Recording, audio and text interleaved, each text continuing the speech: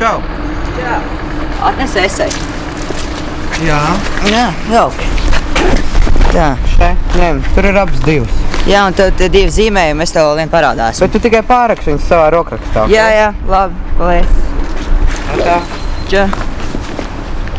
Tu teikt, tas krievu valodas kontroldarbs. Tu skaties 32. lapas pusē. Nu, kas man tur jādara? Tu pieliec pie pareizajām atbildēm ar zīmulu punktiņus. Tikai ar pildspalvu, nevis savādāk. Nu, tā lai neredz, ja? Tev ir 8. Ko? 8? Kāpēc 8? Nu, tāpēc, ka viņi teica, ka priekšdurvis nav. Un arī mēbeles ir no putu kartona.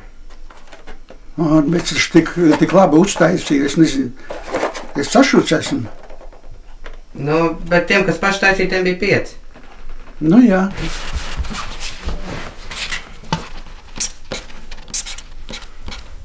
Šis ir mans projekta darbs, manas dzimtas koks.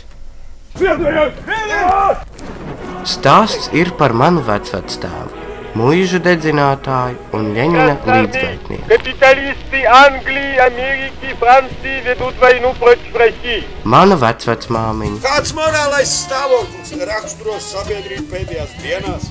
Zini to, ka pēdējās dienās iestāsies grūti laiki. Pasaules gala gaidītāji un verdzeni plantācijās Karību salā. Tīč! Kā arī no mana vectēva kaislīgā mīles stāsta.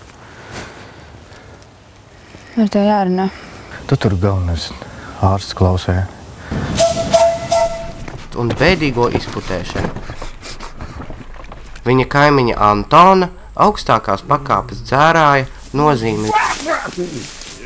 Principā ar vienu biļeti braukšu 4 reizes. Principā.